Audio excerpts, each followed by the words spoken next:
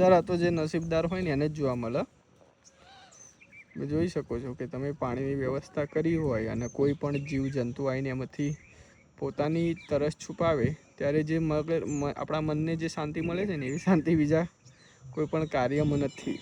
જ્યારે આપણે કોઈ બીજા માટે કંઈક સારું કરીએ તો આપણાના મનને જે શાંતિ મળે ને આવી શાંતિથી મોટું કંઈ નહીં જીવનમાં એમ.